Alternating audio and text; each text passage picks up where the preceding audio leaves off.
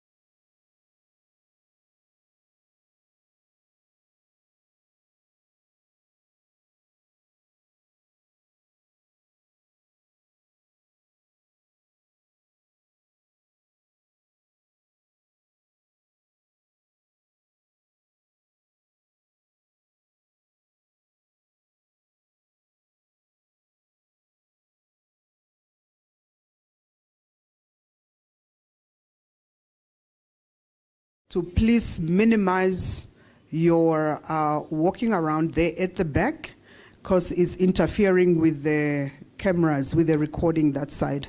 Kindly minimize walking around there at the back. Thank you for cooperation.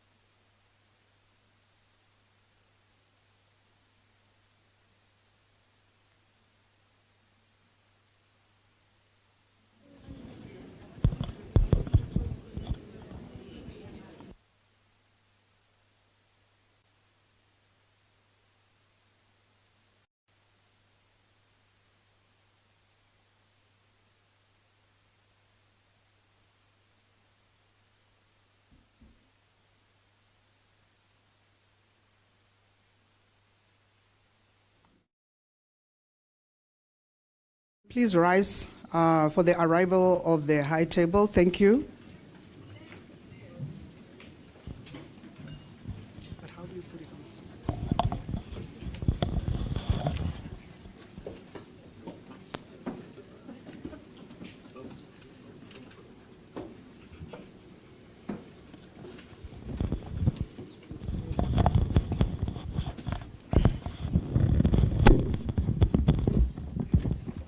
So it's on. Okay.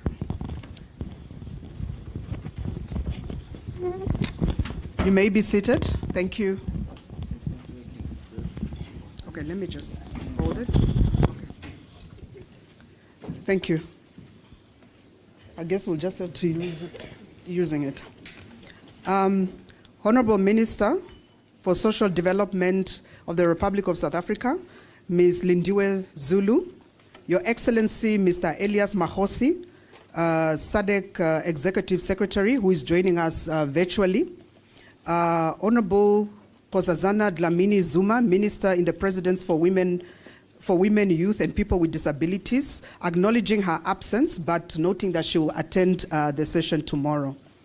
Representative of the European Union Delegation, Head for Cooperation, Mr. Clement Boutillier, representative of the Swedish Embassy to South Africa, Namibia, and Lesotho, Ambassador Mr. Hakan Hult, representative of the German Embassy in South Africa, Ambassador Mr.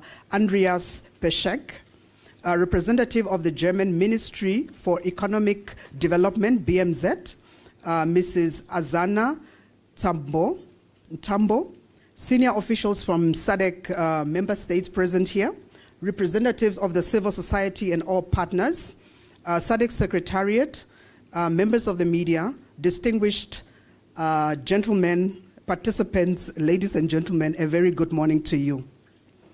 My name is Annette Mtambanengwe from the SADC Secretariat, and together with my colleagues Kelly and John, we will be directing the proceedings for this conference.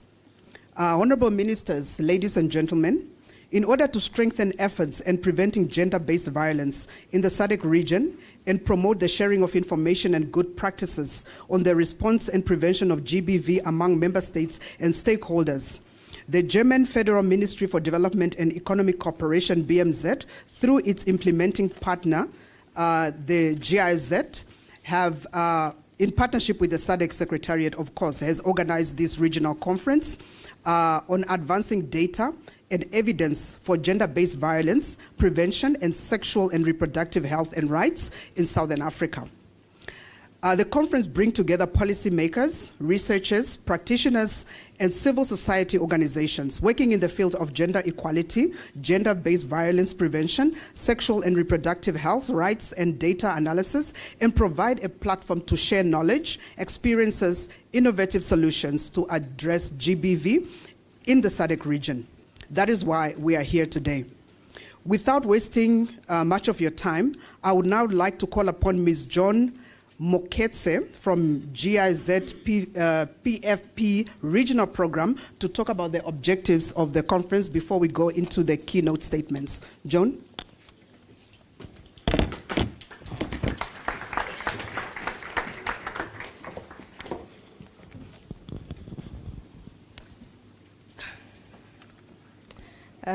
Allow me to adhere to the established protocol.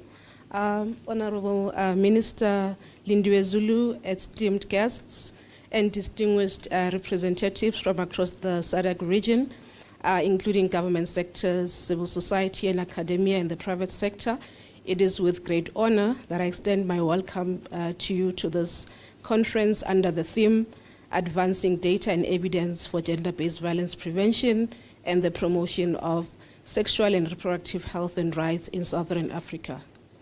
Building on the momentum of our 2019 gathering, which brought together over 200 participants from 14 SADC member states and various key stakeholders to exchange experience and explore ways to implement effective and promising best practices to address gender-based violence, we gather here today again to deepen our understanding and application of data and evidence in preventing gender-based violence and promoting SRHR across the region. Our collective presence underscores the importance of collaborative efforts and continuous exchange of best practices. As we engage in discussions today, let us remain committed to harnessing the power of data and evidence to inform impactful strategies, fostering an environment of learning and innovation. I extend my heartfelt gratitude to each one of you for your presence and dedication in this to this cause, and also may our deliberations today over the coming days be fruitful, insightful, and serve as a beacon of hope for the countless lives that we endeavor to transform. The conference today, as the theme is on evidence, advancing data and evidence for gender-based violence prevention in the SADC region. Its objective is really to bring everybody together, to exchange, learn from each other as well around the topic of gender-based violence, to look into how can we, as a region, as multi-stakeholder partners, advance in addressing the gender-based violence as well as promoting SRHR through evidence-informed programming. So I would now also, with that, I'll hand over again to the program director to also facilitate the official opening of the conference. Thank you.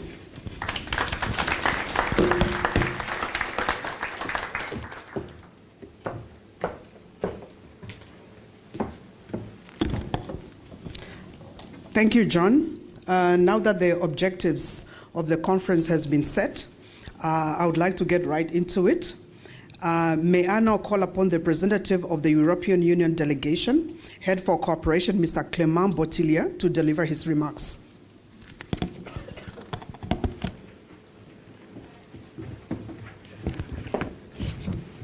Thank you.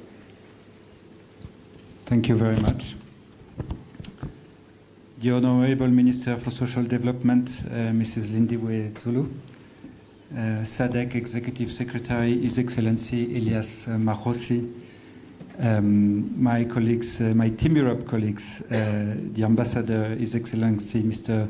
Håkan Juholt, and my German friend, Head of Cooperation at the German Embassy in South Africa, Fabian Kirielis. Ladies and gentlemen, permit me to stand on the protocols, on the existing protocols. Good morning, bon dia, and bonjour à tous, chers amis.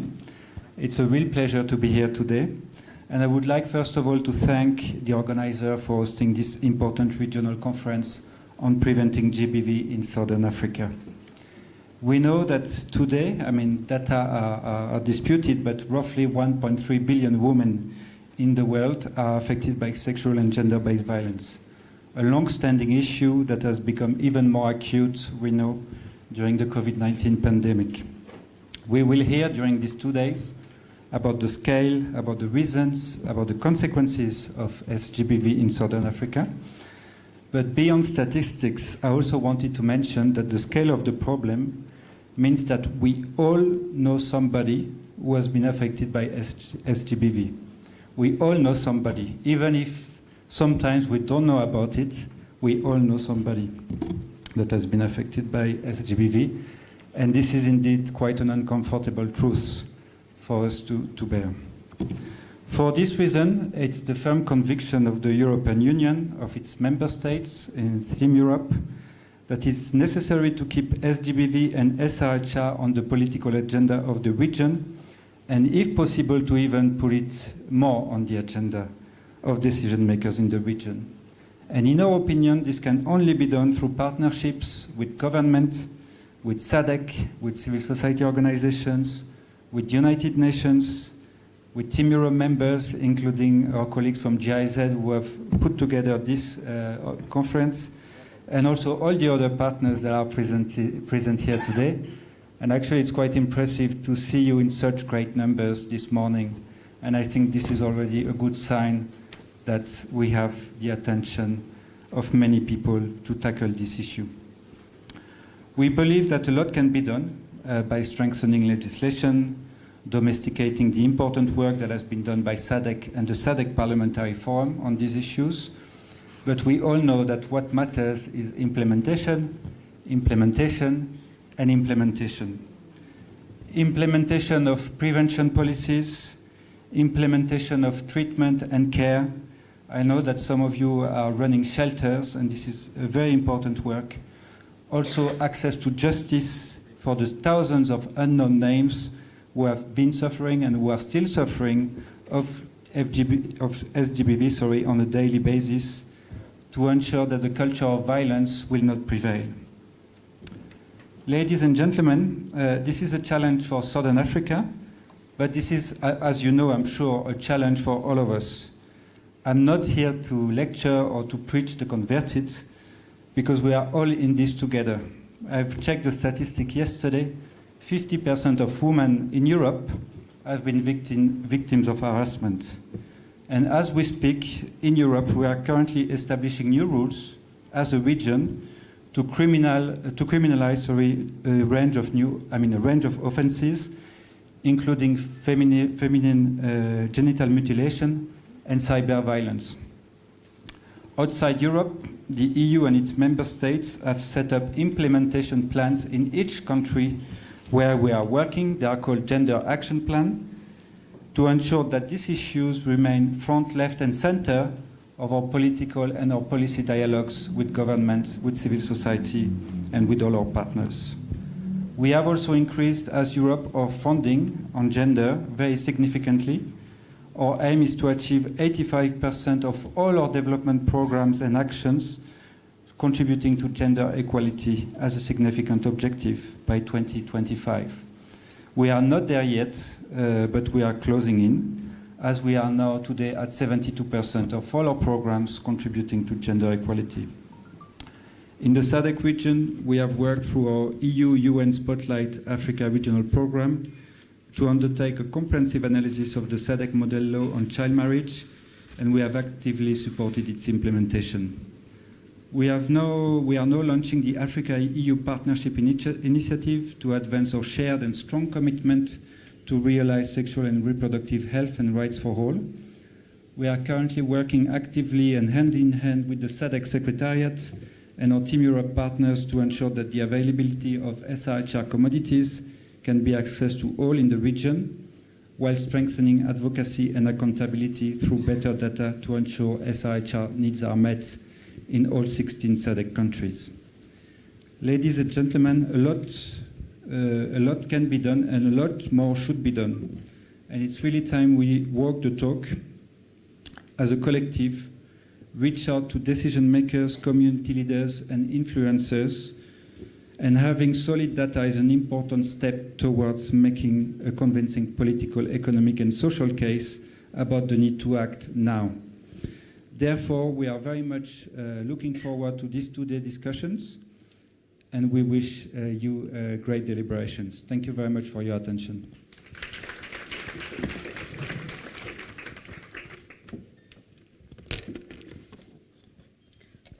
Thank you, Mr. Boitilier.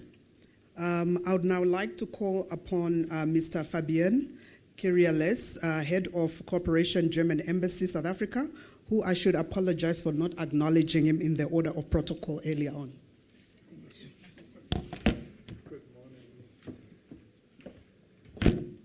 Good morning. Honorable Minister, Honorable Executive Secretary from the SADC Secretariat, Your Excellency, Ambassador from Sweden, my colleague, Head of Cooperation from the EU delegation. Ladies and gentlemen, representatives of all SADC member states, distinguished participants, good morning to everyone. In the limelight of Germany's feminist foreign and development policy, I'm happy to welcome you today at this session of the regional conference, Advancing Data and Evidence for Gender-Based Violence, Prevention and Sexual and Reproductive Health and Rights in Southern Africa.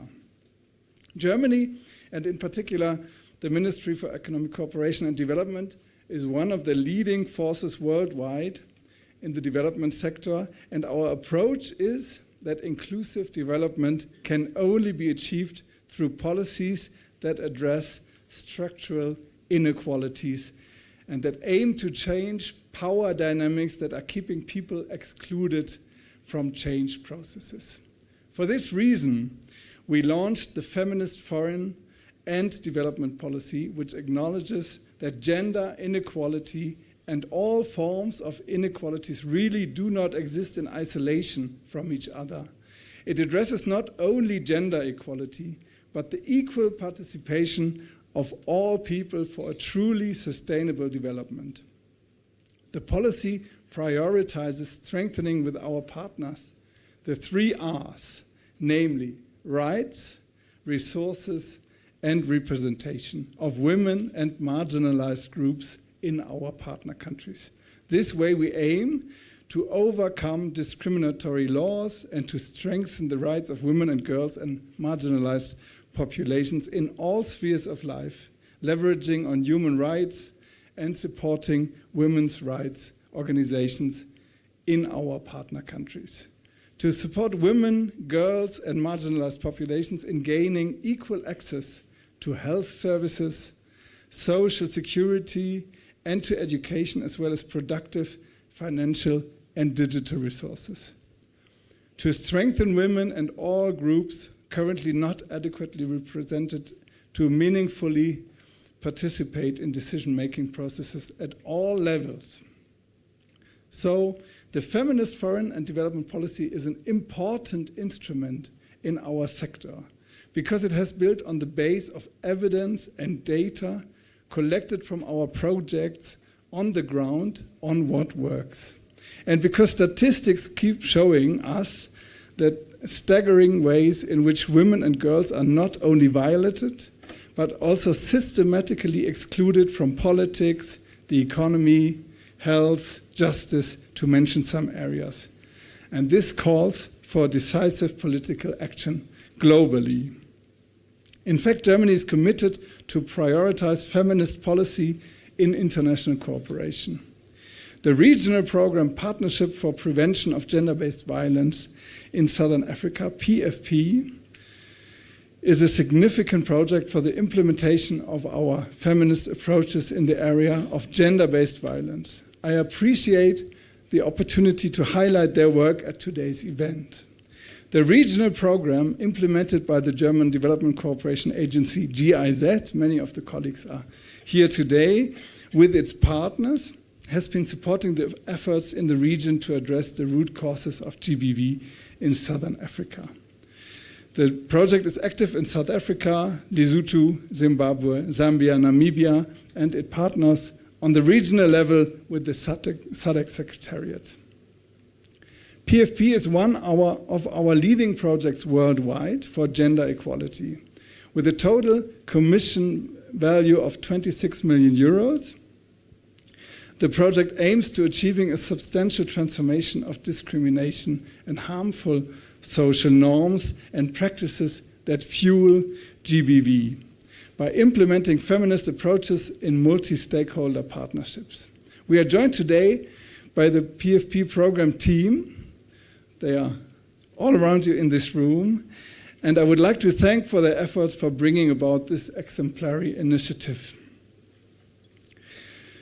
As we gather here today under the banner Advancing Data and Evidence for GBV Prevention and SRHR in Southern Africa, it is imperative that we address a critical obstacle standing in the way of progress, the scarcity of reliable data.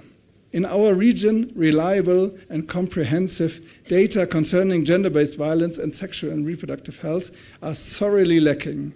This scarcity of data presents a challenge, hindering our ability to fully grasp the scope and dynamics of GBV and the underlying factors contributing to it. This challenge serves as a compelling call to intensify our efforts in collecting, analyzing, and utilizing data to bolster our advocacy efforts, to guide our policies, and to increase accountability. It's a call to invest in research and data collection initiatives that prioritize the voices and experience of those most affected by GBV and SRHR.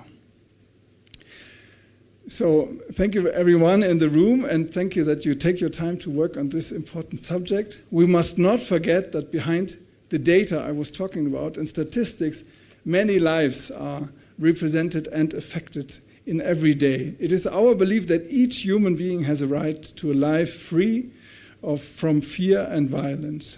The evidence collected from the field on what works well to prevent these violations must guide our joint efforts towards even better policymaking and programming.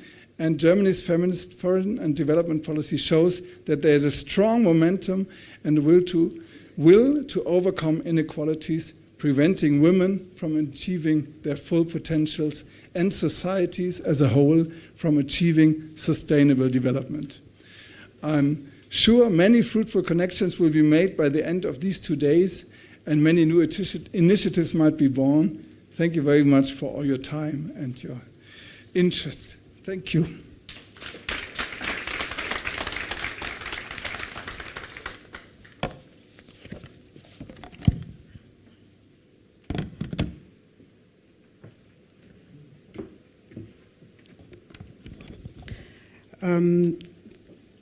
Thank you, Mr.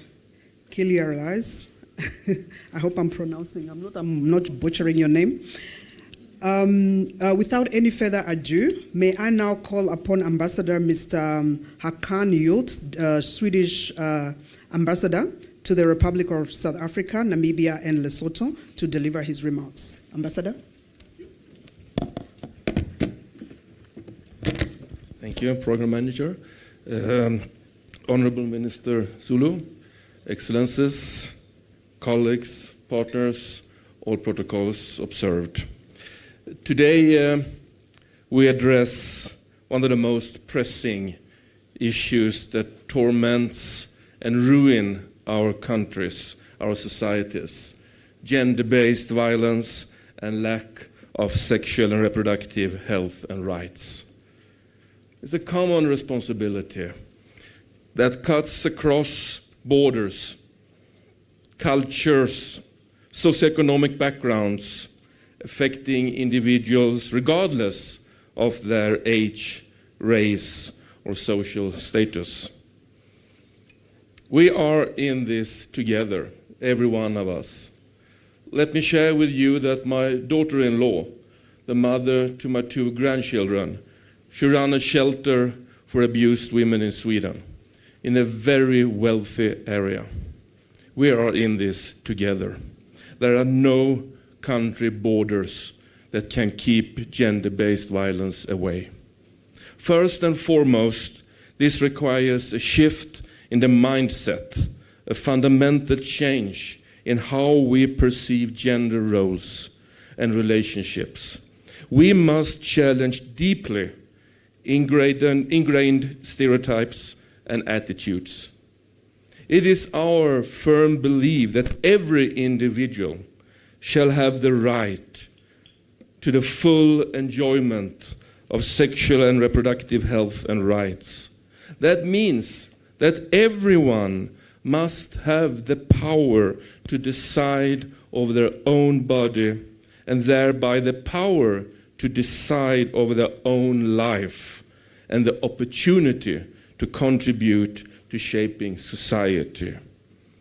In influential regimes or authoritarian regimes all over the country, it is a crime to be loved and love. It is a crime told by president or governments that you are actually asking for the fundamental right to love the one that you love and to be loved, sent to jail or executed for rights that we take for granted. That must be highest up on the agenda on all international meetings the years to come. Gender equality is a prerequisite for democracy. Women's economic empowerment and independence are crucial for the freedom of both men and women and for promoting the development of society in general. In dialogue, in discussions, we can learn from each other. That's the only way. The other speakers have already underlined that. We are in this together. No one at any of those tables here have all the answers. We are not even able to ask the right questions. and we are far away finding the answers. But together, we can support each other in asking the right questions and start finding the answers to those difficult questions. But no one can do that alone.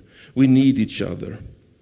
And we need this comprehensive approach that promotes gender equality and empowers survivors and engage all members of society as agents for change.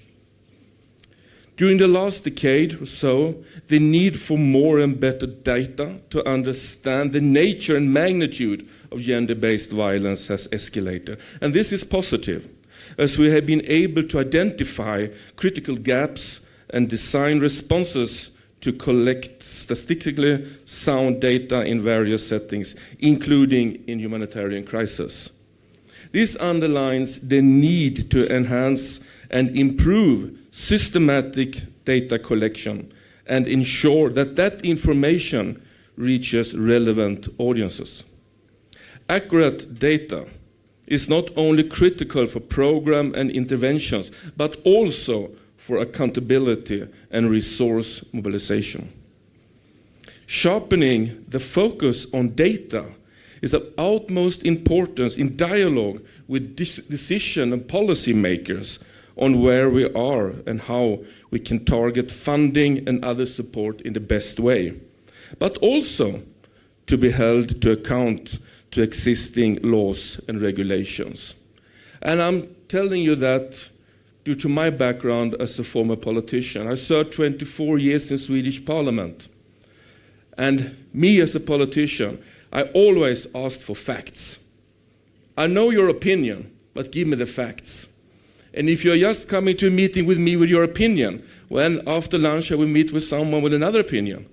But if you provide with me facts, then I'll listen more carefully to you. That's why facts is so important in this battle that we are on together. This regional conference today and tomorrow serves as an important platform for information exchange, lessons learned, and identification of good platforms and examples. Finally, let me emphasize that the Swedish government remains committed to working alongside regional partners and countries to realize our common aspirations to ensure SRHR for all in line with EU Agenda 2063 and the Sustainable Development Goals. And let me also, lastly, as a father of 2 sons and 2 lovely grandchildren, personally send a message that we on the daily basis in all situations must engage men and boys as allies. We must encourage them to speak out against violence, to challenge harmful gender norms, and to actively support gender equality. Men and boys have a crucial role to play in breaking the cycle of violence and creating a more inclusive and equitable society. It is a long and challenging journey, but it is a journey that we must embark on together for the sake of our present and future generations. We are in this together. Thank you.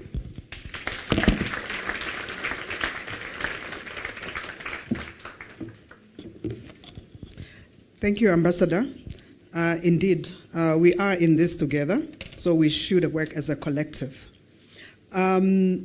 Without any further ado, ladies and gentlemen, Honorable Minister, I would now like to call upon His Excellency, Mr. Elias Makhosi, SADC Executive Secretary, who is joining us virtually to deliver the SADC statement. Your Excellency, are you online?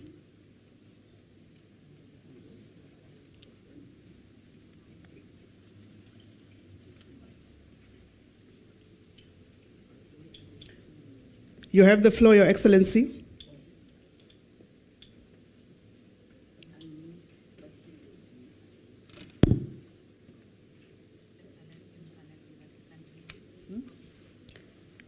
Your Excellency, we can't hear you. IT, please ensure the audio, or is it from his side? Honorable, Your Excellency, you are muted. Can you please unmute your mic?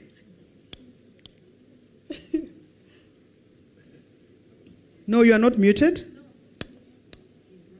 No, he's not muted.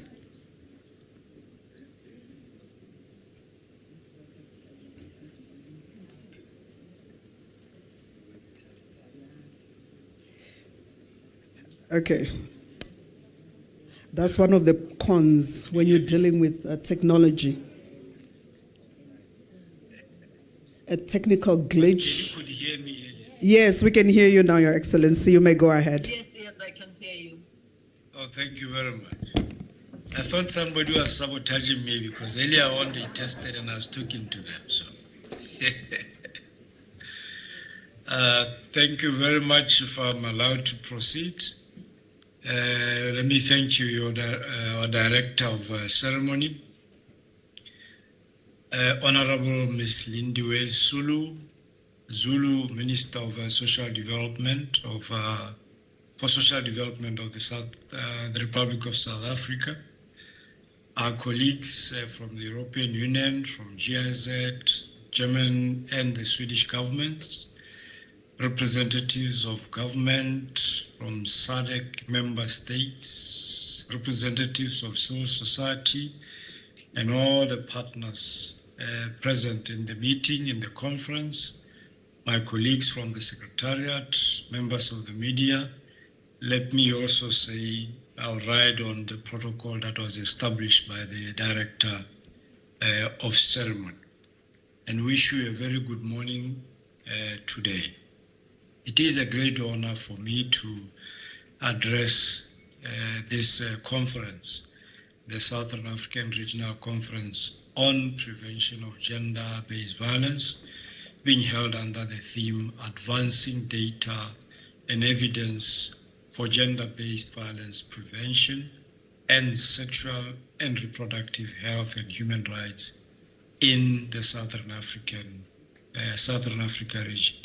I wish to thank Honorable Lindiwe Zulu, our Minister from the Republic of South Africa, for graciously accepting to officiate, and all the delegates for taking part in this important conference. The theme of this conference, I believe, is timely and very important, as a colleague spoke before me, as the prevalence of gender-based violence remains an issue of great concern for the SADC region. It affects everyone, the young and the old alike, women and girls.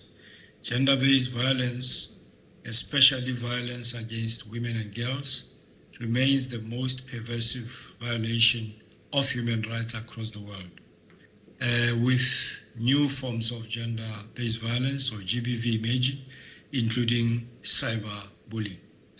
This malice takes place in our homes, and it is also reported in the workplace and is visible in our streets, leaving no place safe. As a social threat to human security, peace, and development, not only in the SADC region, but also globally. The negative and multifaceted nature of the impact of GBV on our society is generally well documented. Violence against women and girls leads often to a range of adverse physical, mental, and psychosocial health outcomes, including negative impacts on social and reproductive health. GBV is a barrier to sexual and reproductive health and rights. Sexual violence leads to unintended pregnancies, induced and unsafe abortions, sexually transmitted infections, including HIV. It undermines the health, dignity, security, and autonomy of its victims. It prevents those affected from achieving their full potential in life. If we do allow GBV to thrive in this region, our collective quest for sustainable development will remain a far-fetched dream, as the costs of this violence impedes developmental progress and hinders communities from achieving prosperity. In this regard, it is important for us as a region to continue doing what is necessary to prevent GBV, to urgently address the underlying causes and contributing factors of GBV. Ending gender-based violence requires comprehensive and inclusive approaches and initiatives that tackle the root causes of this social ill. This can be achieved through a radical transformation of harmful social norms that perpetuate gender-based discrimination and the disempowerment of women and girls. I think the ambassador of Sweden spoke about his kids. I always talk about how we raise our kids in our homes, both boys and girls. It has to start from our homes. If it doesn't, we'll have challenges in society. So it takes responsibility for us to start solutions right from our doorsteps in our homes. Additionally, SADC has instruments in place that guide our response to gender-based violence. The SADC Regional Indicative Strategic Development Plan, or RSDP, the Regional Blueprint for Regional Development and Integration, considers gender-based violence as an impediment to the achievement of a peaceful, integrated and prosperous region. SADC also adopted regional frameworks aimed at tackling the phenomenon in a coordinated manner. These include the SADC Protocol on Gender Development, which promotes the empowerment of women as one way to eliminate GBV and discrimination. The Regional Strategy and Framework of Action on Addressing Gender-Based Violence, the Regional Strategy on Women, Peace and Security. These are some of the frameworks that we have. The region also adopted the SADC Sexual Reproductive Health and Rights Strategy, which provides a policy and programming framework for SADC member states to accelerate the attainment of sexual and reproductive health and rights for all people living in SADC. All these, ladies and gentlemen, all these regional frameworks seek to prioritize and tackle the prevention of GBV. However, my view is this, that all of them remain pieces of paper and may potentially gather dust on our shelves unless and until we use them and we apply them. I would expect ministers and society leaders responsible for gender, and in particular those dealing with GBV, to use these tools to the fullest extent in the respective countries of our region. Ladies and gentlemen, building alliances and sustainable partnerships in combating GBV is also critical to addressing GBV in the region. We see progress taking shape in the prevention of GBV through our collaborative work with our partners, and some of them have already highlighted this before me, including GIZ, SAF-AIDS, UN agencies, the EU, and Ford Foundation, to name a few. I therefore wish to take this opportunity to thank our partners for this collaborative work and for sharing with us their expertise and resources so generously as we continue to pursue a GBV-free region. The SADC Secretariat has established a SADC Regional GBV Partnership Forum to facilitate closer and greater engagement with the development partners and regional organizations.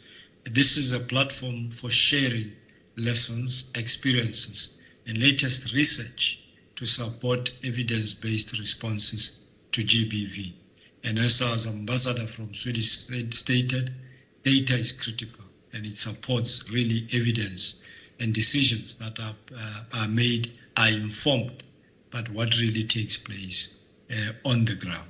In 2022, through the SADC, the support of GIZ, SADC developed the SADC Handbook to promote effective GBV prevention initiatives.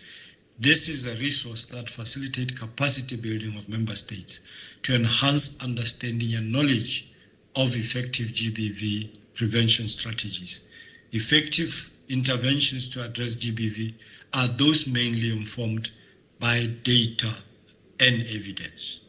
So from 2022, SADC member states have been tracking annually the status of reported GBV cases, and this data is consolidated and shared with ministers of gender, SADC Council of Ministers, and our SADC heads of state and government for policy guidance. I am pleased to announce that in 2023, the SADC Council, after noting the status of reported GBV cases in the region, it urged member states to strengthen efforts to engage men and boys in the prevention of GBV, exactly what the Swedish ambassador indicated. This conference emphasizes the importance of data to inform our programming on gender and responses to GBV. One of the tools that the SADC Ministers' Response for Gender approved in 23 again is the scorecard on GBV. This serves to facilitate tracking and monitoring of the implementation of policies and programs by our member states to address GBV. The scorecard helps to assess progress the region is making on investments to address GBV as well. Another scorecard on sexual reproductive health and rights was developed and is updated biannually. Using this scorecard, ministers responsible for health receive an update on progress made again by member states in implementing SADC sexual health, reproductive health, and rights strategy.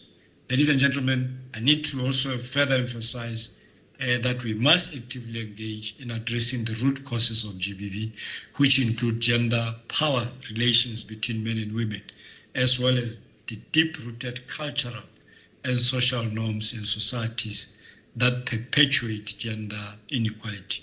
To this end, we need long-term investment in educational programs to promote behavioral change. It is also important to advance gender equality by ensuring women's full and effective participation in political, economic, and the social spheres. As I conclude, let me highlight that through this conference, I hope SADC joins the global community in commemorating the 2024 International Women's Day, with celebrations coming up on the 8th, I'm informed, under the theme, Invest in Women, Accelerate Progress. This is the day when the world joins hands to celebrate our women, whilst reflecting on the challenges that women and girls face. As we commemorate this year's International Women's Day, I call for adequate investments in women and girls, including prioritization of gender-responsive financing by governments and stakeholders, so that we can collectively achieve a healthier, safer, and more equal world for all. Honorable Minister, ladies and gentlemen, I am confident that this conference that we are starting now will come up with bold actions and recommendations for leveraging data and evidence to enhance GBV prevention efforts in the Southern African region.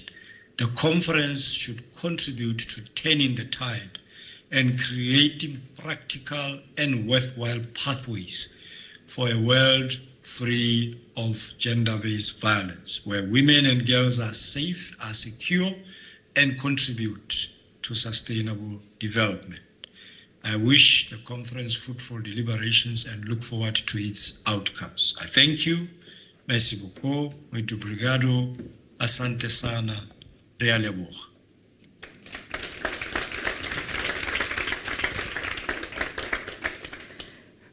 Thank you so much, Your Excellency. Without wasting any time, as the Minister has other engagement, I would now like to call upon, it is now my privilege and honor to actually call upon the keynote speaker, the Minister for Social Development of the Republic of South Africa, Ms. Lindiwe Zulu, to deliver her statement and officially open the conference. Honorable, you have the floor.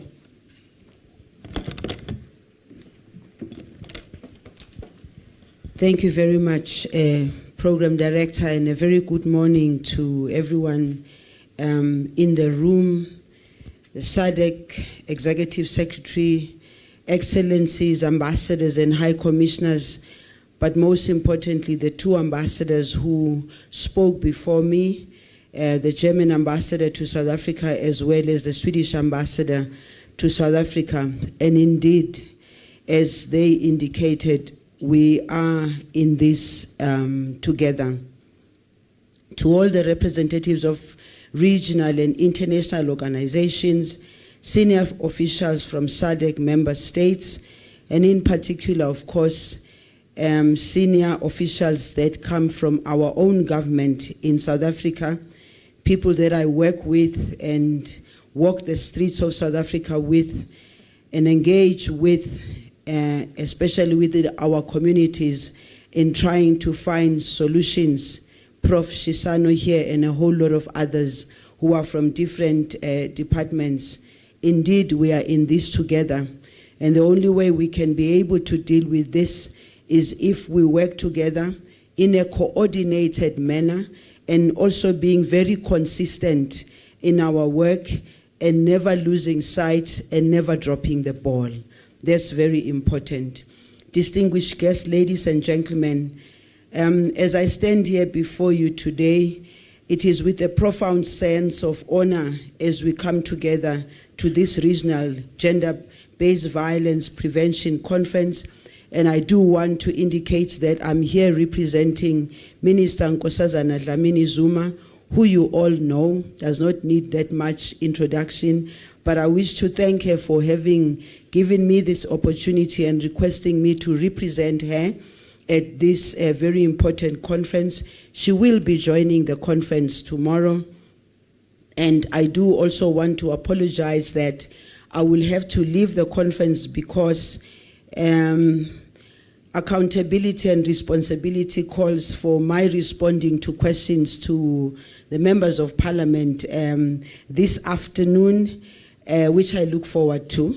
And of course, having been here also, I think that I will be more empowered to go and speak about those issues or respond to those questions because coincidentally, one of the questions that I have to answer to is the challenges of teenage pregnancy in South Africa and what South Africa is doing particularly about that in response to this challenge.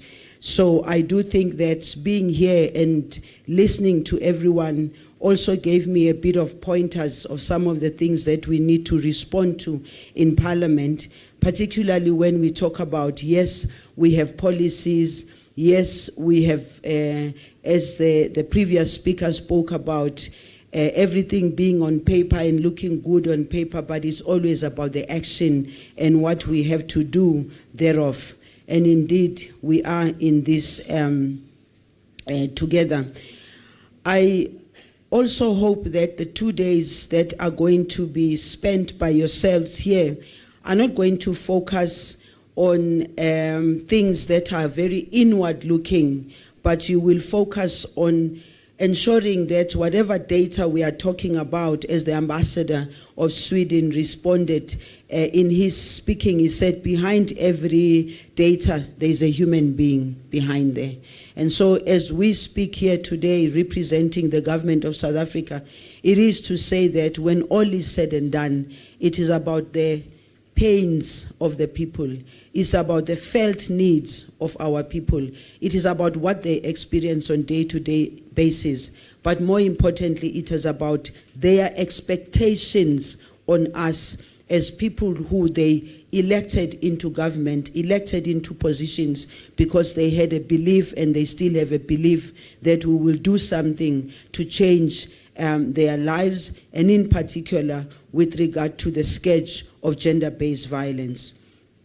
It cannot be overemphasized that as the Southern African Development Community SADC region, we are united in our efforts to address the alarming issue of gender-based violence as a form of human rights violation, manifesting itself as, for instance, domestic violence, which I think many people can relate to, and unfortunately many don't even talk about it. Many wake up in the morning and dress themselves up and look very good, knowing perfectly well that as they get out of the gate, they will be confronted with this almost in their entire day, and many instances even when they go back to their homes, because domestic violence, as one of the ambassadors said, the ambassador of Germany, does not have color, does not have creed, does not have status in society.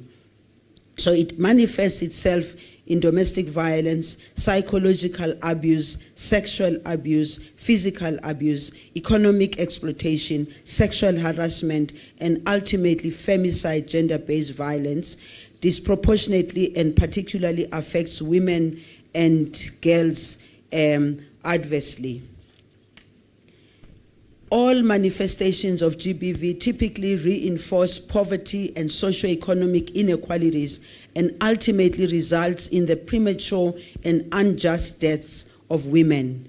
As it is this morning, I'm sure all of us, when we watched the news, we were seeing the beautiful picture of the young girl who they're still searching for in the Western Cape. Beautiful, big-eyed, blue-eyed, and just the thought and the little pieces of cloth that has been found, which might lead to where she probably was dumped. We all pray many a times to say that when the child is missing, the child might still be found alive. We all hope. But again, we are in this together to make sure that such ends. In this regard, it is best advised that efforts of SADC region should be premised and continuously informed by the reliable and credible data upon which GBV preventative decisions can be made. This will itself be functioned of through people, public, private, civic, academic, multilateral partnerships, the intentional, systematic, and targeted establishments and operationalization of a region-wide gender-based violence prevention data infrastructure and machinery with which the relevant data will be processed for the purposes of policy making and programs implementation in areas such as advancing sexual and reproductive health and rights. Among others, this approach will deal with the challenges of unaccounted, undocumented, and underreported GBV occurrences and experiences. A collaborative and coordinated region-wide approach will not only strengthen the capacity and capabilities of each partner that is involved in it, but will practically foster the sense of purpose, unity, and solidarity that are fundamental to resolving wicked problems. Notwithstanding the existence of disparate data and non-integrated data sources currently, we have acknowledged the urgent need to establish and operationalize a dedicated GBVF survey. Some among institutions that are really attempting to address the nuance of GBV include South Africa's Human Science Research Council, which we normally refer to as HSRC, that is currently conducting the first national GBV survey. The survey will provide the country with baseline data on the forms, extent, and nature of GBV victimization and perpetration.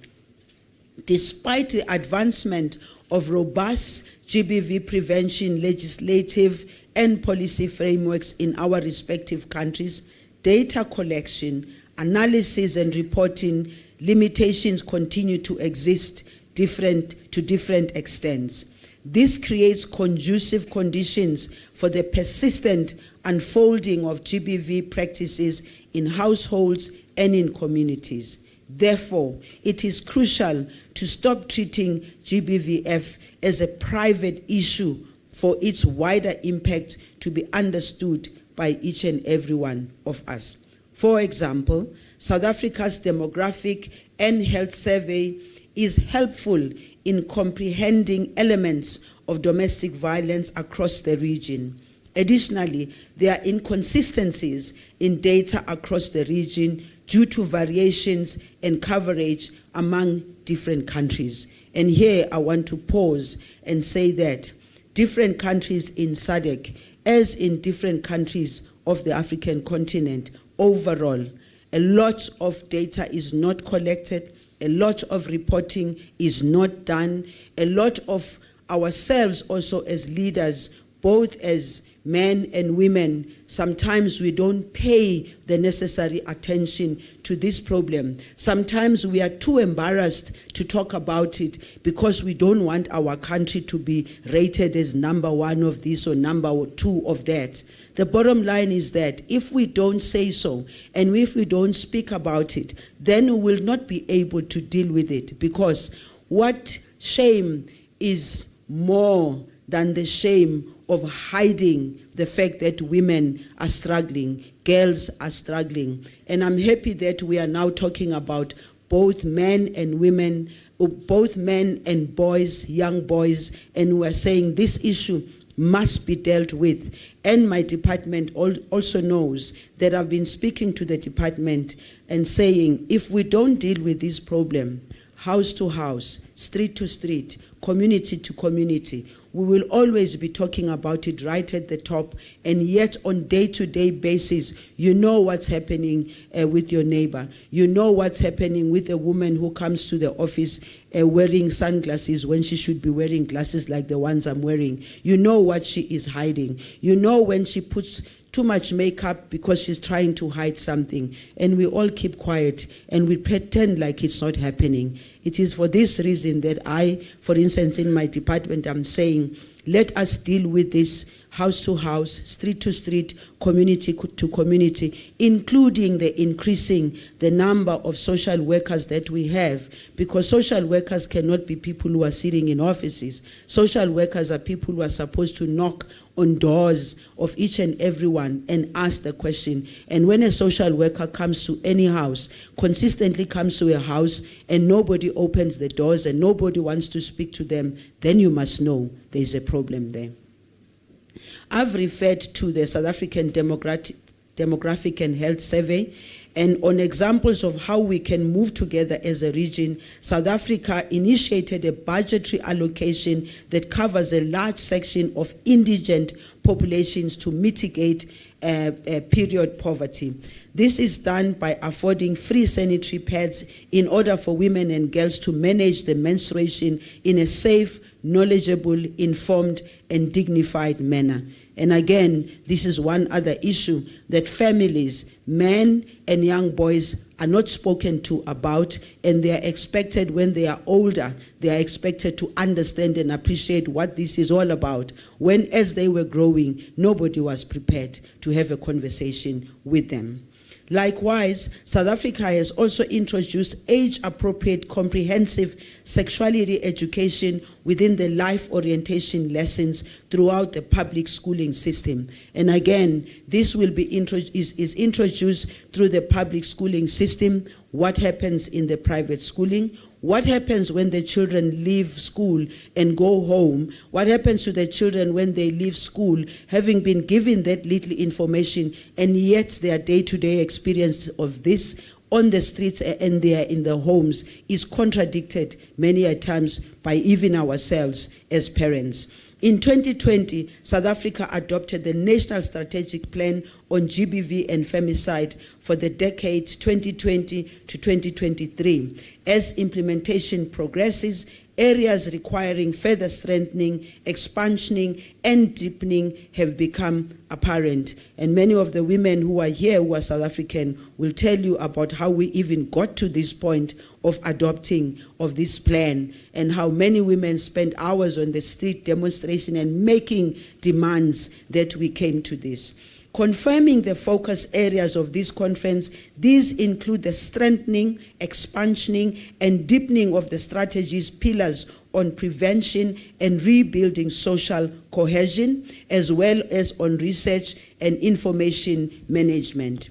The challenges that are before us, namely gender-based violence and the need to realize sexual and reproductive health and rights, require accountability, coordination and leadership now and not tomorrow. Through this conference, it is our collective that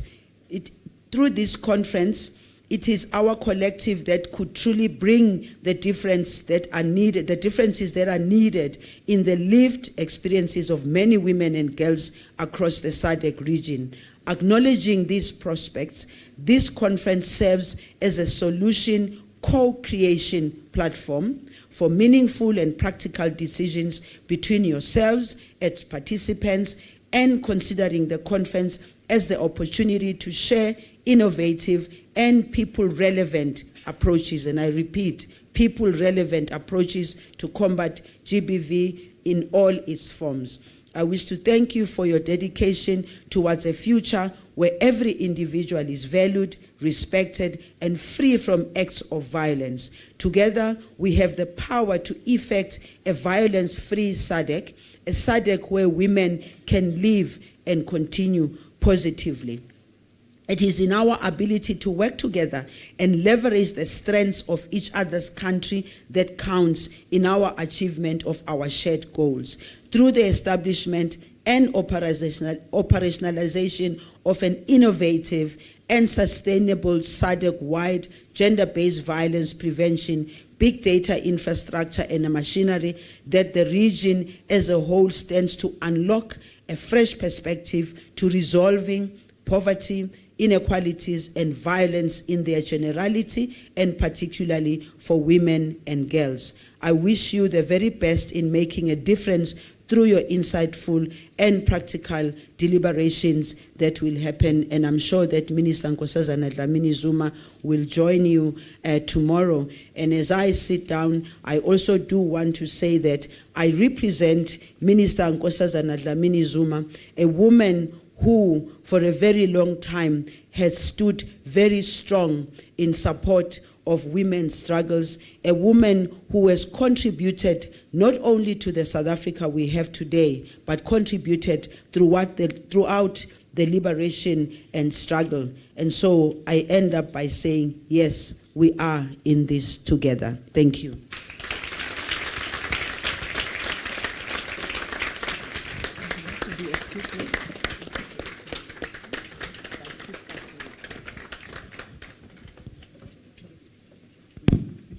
Thank you, Honorable Minister, for officially opening the conference and with the insightful statement. Honorable Minister, ladies and gentlemen, my part of directing this ceremony comes to an end here, and therefore allow me to hand over to my colleague, Ms. Kelly Dambuza, who is representing the SADC Gender Unit, to take the floor. Ms. Dambuza, it's over to you. And would like to excuse Honorable Minister as she has to go and catch the flight. Honorable, thank you for gracing the occasion. Thank you so much.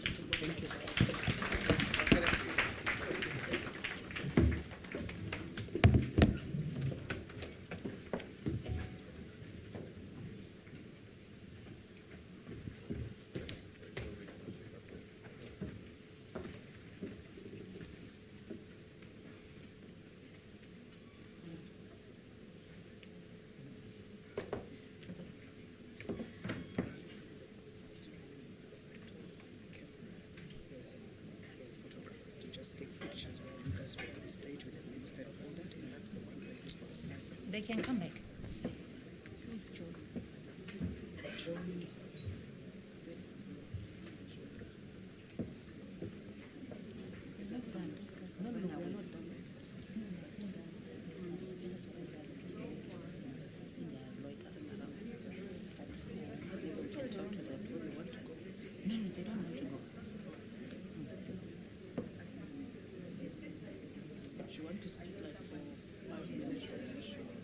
Okay.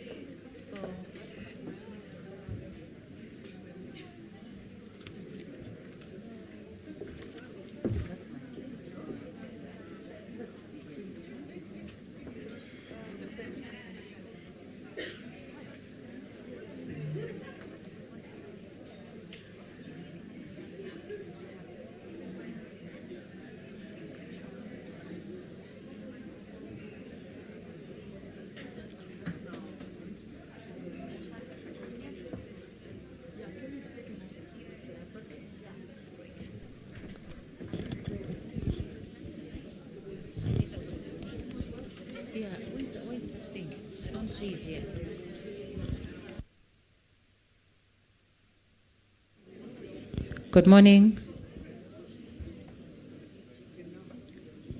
I believe we may proceed. We just had to shift there a little bit to accommodate the next session.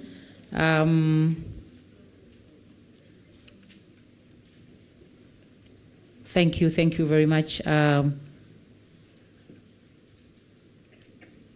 Let me also stand on the protocol that have already been spoken at the beginning and laid on the ground for us, and also recognizing the Honorable Minister, as she is still with us, to listen in on this next session, which gives us the foundation of why we are here. As it was highlighted in the beginning, SADC and GIZ co-hosted the first conference on gender-based violence prevention in the year 2019, and this is the second conference zeroing in on issues of data. I will be introducing Ms. Begonia Castro-Varquez, the program manager from GIZ, program manager for a regional project on partnerships for prevention of gender-based violence in Southern Africa. This is implemented by GIZ on behalf of the German Federal Ministry for Economic Cooperation and Development. The project that we are talking about is also co-funded by the Ford Foundation. Ms. Begonia, as we call her, she is a lawyer with a master's in international cooperation and postgraduate studies in gender, society, and politics. And she has over 15 years of experience working across the globe, Europe, Latin America, Asia, Pacific, and Southern Africa, and mainly on promoting women's rights. She has also worked for UNDP and for UN Women. And before starting her career in development cooperation, she has worked in the academia as a researcher.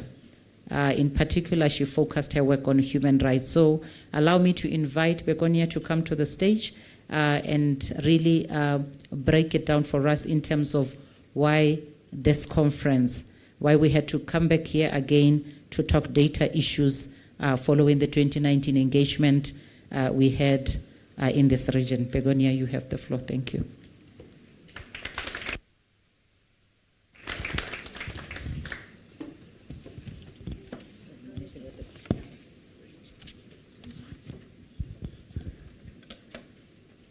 Okay. Good morning. Bon dia, bonjour. Honorable Ms. Lindiwe Zulu, Minister for Social Development of South Africa, representatives of SADC member states, partners, distinguished guests, all protocols observed. The title of my intervention today, as you can see in the agenda, says Laying the Foundation, which made me think, where did we put the first stone? When did we cut the ribbon? So let me tell you that the PFP project, Partnerships for Prevention of Gender-Based Violence in Southern Africa, started in late 2017 with an initial budget of 10 million euro by the German ministry and being implemented by GIZ with its partners. As the head of cooperation for the German embassy mentioned, currently we are in a budget now of 26 million euro, which demonstrates the commitment of Germany and German Development Cooperation to this very important topic. What is this project about and how we work? It is already contained in the title of our project itself. The main objective of the project is prevention of gender-based violence in the SADC region. This means to prevent violence from happening in the first place or to prevent that it happens again. And partnerships. Everything that we do it through multi-stakeholder partnerships.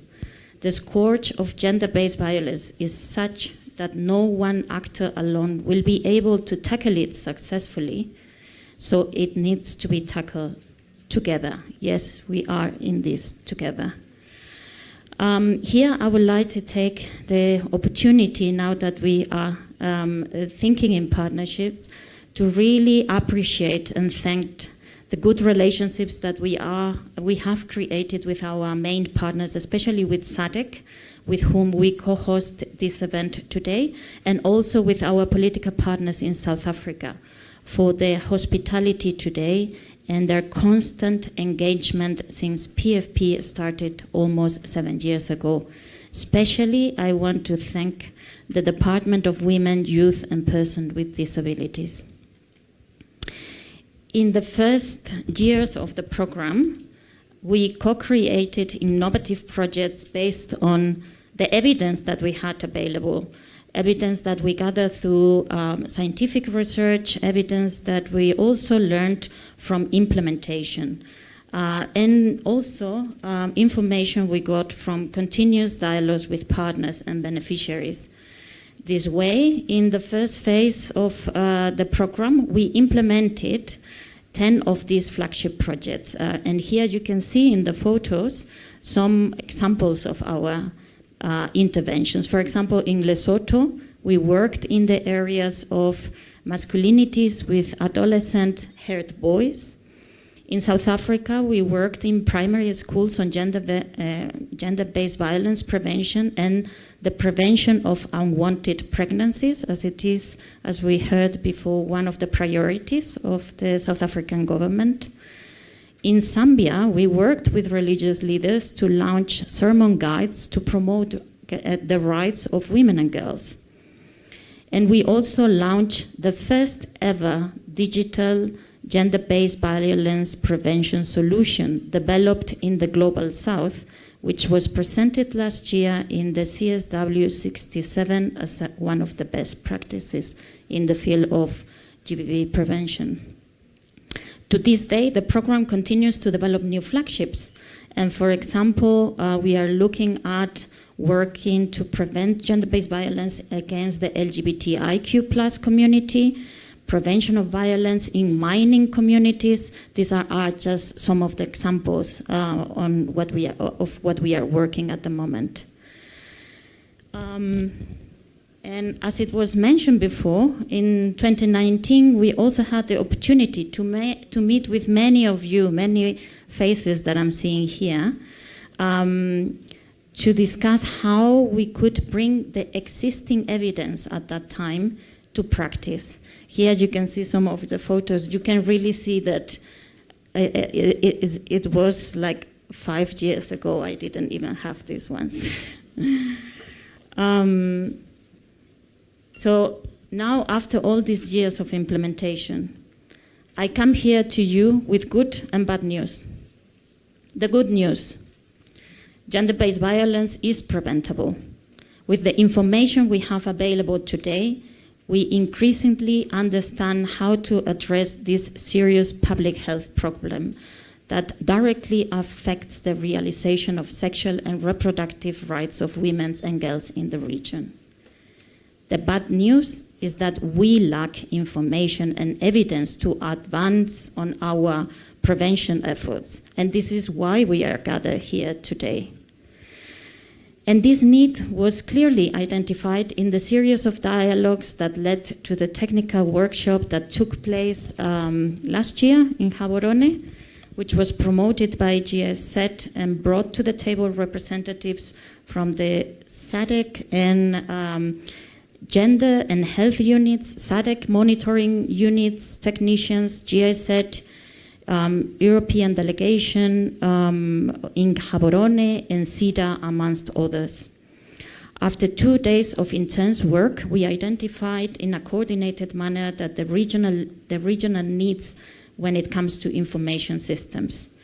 These were then presented in a high-level meeting where SADC hierarchy approved these priorities. Here you have some photos of that intense work that took place last year in Gaborone. And among those priorities, I would like to highlight the unanimous agreement that it is necessary to integrate information on gender-based violence in the analysis of data on sexual and reproductive rights. Another of the agreements is that more coordination and exchange of information at regional level is necessary. And PFP at that time committed itself to the organization and funding of this event today. So actually today, I feel we should feel like that we are cutting the ribbon. In order to ensure the coordination of the actors working on the issue and to put in practice the spirit of partnerships I mentioned before, PFP in SADC invited to be part of this event to our colleagues from Sweden, European Union and SBRI. They are present here today. And I want to thank you all very much for accepting our invite to join forces. SADC and GIZ have come a long way in their work on data and evidence collection. The PFP program includes a whole component with activities especially focused on this issue. A comprehensive approach to the prevention of gender-based violence and SRHR is critical. As I mentioned before, both are public health issues with serious consequences for the physical and mental health of millions of women and girls globally and in this region. Gender-based violence is both, is a cause and is an effect of the violation of women's sexual and reproductive rights. Examples were already mentioned, and we can think about others like that we know a large number of new HIV infections and other sexual transmitted disease in women occur as a result of violence. The same is true for a high percentage of teenage pregnancies, in most cases unwanted. A pregnant woman exposed to intimate partner violence is more likely to suffer serious complications during pregnancy and or childbirth. These are only some of the examples that illustrate the interlinkages between GBV and SRHR. The root causes of these serious human rights violations are shared by GBV and SRHR. They are the same. This is related to gender inequality and inequity. Only a comprehensive approach to generating information and evidence to inform policies and plans will be successful. Investing in understanding better GBV and SRHR is a smart investment. It will save also millions to the national economies of the region in the health sectors and other important sectors.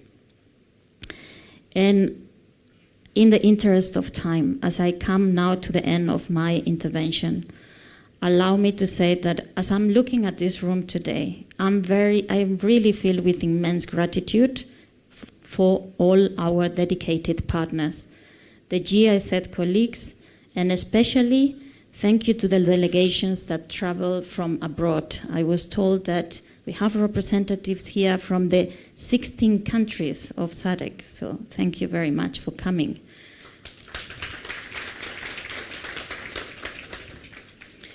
We are working to create a world in which diversity is celebrated and all people are respected.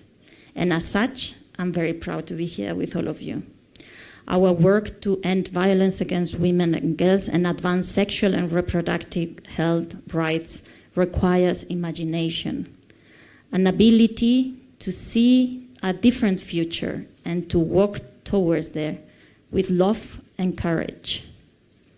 This takes the combined efforts of many, and I would like to thank each and every one of you for your support, commitment, dedication, and passion. Thank you. Merci. Obrigada. Gracias.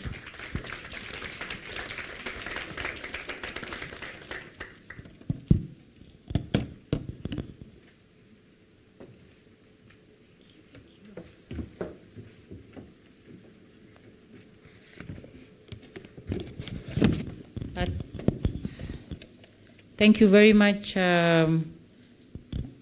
Ms. Begonia, and really we are from far, and thank you for that reality check, giving us the good news and the bad news. Indeed, we have a lot of work to do in this region in terms of getting the data, the information, the evidence we need to inform our work on prevention of gender-based violence. Allow me to welcome our another speaker this morning, Ms. Liz Dantel, the Executive Director of SVRI. She is going to speak on why data? Why do we need this evidence? Why is all this evidence important for the prevention of gender-based violence and also for sexual reproductive health and rights issues? So it is important that we understand from the beginning why we need this data, why we need this evidence. Ms. Liz, as we affectionately call her, has 25 years of experience in health systems, in doing mental health and addressing violence against women and children. Liz is also a renowned and experienced global health specialist. Her career encompasses roles in government, civil society, and academia in a range of countries across the world. So she has, experiences from different backgrounds. Liz also possesses a profound grasp of the policy-making process and the pivotal role of research in shaping policy and practice. Since 2006, she has overseen the Sexual Violence Research Initiative, SVRI, and successfully transitioned it into an independent NGO with the backing of multiple partners. She's committed to feminist, ethical, and equitable and partnership-based approaches, and Liz continues to drive impactful research and policy-making initiatives that play a key role in building a violence-free world. I believe we have the very right candidate for this presentation. Liz, you are welcome. Please come and take the floor and speak to us on why we need this data. Thank you.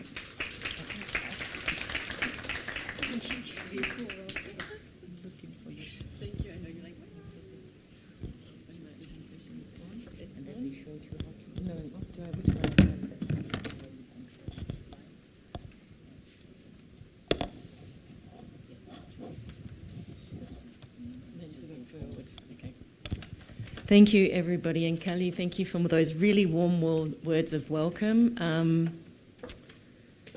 Recognising honest, distinguished guests, delegates, ladies and gentlemen, all protocols observed. I'm really deeply honoured for the invitation from the German Cooperation, GIZ, SADC, and Partnerships for Prevention for this really great invitation to be here today. It is these types of meetings that are so essential in helping us find innovative solutions to be ending gender-based violence in our region. I've been tasked to provide an overview of some of the states of the evidence globally and to talk about some of the challenges and the opportunities that we have in advancing our understandings of how to end gender-based violence. But first, before I do so, I just wanted to put why SVRI is on the podium, give you a little bit of context for those of you who don't know us. So with over 11,000 members globally, the SVRI is the largest global network working to advance evidence building in low and middle-income countries on violence against women and violence against children. And if you aren't already a member of the SVRI, please do join us. We welcome everybody, and everybody's voice is so important in ending this really complex and wicked problem. We were established in 2003 by a real passionate group of people who recognised there was such a deep inequity in how research was being funded, with so many of those precious research resources sitting in high-income countries, with very little research being led by and funded 4 in low and middle income countries. So to address this deep inequity, we were created, and we were created to really think through how to disrupt that research funding between high-income countries and low and middle-income countries. And so how do we do this? We do this around 4 key pillars: building evidence, strengthening capacity, promoting partnerships, and influencing change. In terms of building evidence, we support equitable research and evidence generations on questions that are deemed important and essential by the field, not by us, but those researchers and practitioners in low and middle income countries who say these are the important questions we need answered to advance our own understanding of how to end this issue. We also disseminate knowledge weekly by our global platforms, our website, and we just launched a new website. We invite you to come visit that. We strengthen capacity through various ways by working with our grantee partners on what types of capacity strengthening is needed both within ourselves and within our partners. And we have a number of online courses which we'd love you to use and share and disseminate globally. And we also have a number of conference workshops that I will talk a little bit more just now. We promote partnerships through what we call the S4O Forum. And I'm delighted to be talking to you today because I feel like this type of event is really important to have the conversations that come out of this to be leading into a global event that's happening in October. And luckily for all of us here in Cape Town on the 21st to the 25th of October, and we'd love you all to be there. This will be our 8th conference. Our last one was in Mexico. We had over 1,000 delegates coming to join us to really talk about what we know, what we don't know, and where we need to be building more evidence. And then finally, we really work to influence change. We do this work because we care, and because we care, we need to make an impact. And so part of our influencing change work is to really advocate for more and better resources for research and evidence building in low and middle income countries. And we do this through tracking funding, we do this through developing guidance for ethical funding, and we're a bunch of nerds, so we love priority setting for research, and we do that in very, very participatory ways. So now, why is research important? I think we've already spoken about this, but I'm just going to remind us again that I'm going to answer this question by first really discussing the sheer scale of this problem. Globally, 1 in 3 women will experience physical sexual violence sometime in their lifetime. And an estimated 137 women are killed by a family member daily. 137 women. The profound impact on gender-based violence on the health and well-being of survivors, our families and our communities endure across generations. We have to end gender-based violence. The cost to countries is extremely high. In 2016, it was estimated that $1.5 trillion, roughly the same cost of the entire Mexican economy, was costing the world the global cost of violence against women. And in South Africa, the estimated cost is 36 billion rand annually. And that study came from the Shared Value Initiative in partnership with Mid-Sweden University. These costs do not include those uncosted issues like costs to loss of work, to providing healing and restorative justice services, and so much more. Yet we know that the investments in the programs do not in any way match the needs that we are seeing in this slide. A recent study by the Equality Institute found that a tiny, tiny percent, 0.9% of overseas development aid, that is aid given to low and middle income countries like South Africa to address issues of development, was directed to GBV response and prevention. And only 0.02% was directed to GBV prevention, and even less was spent on research.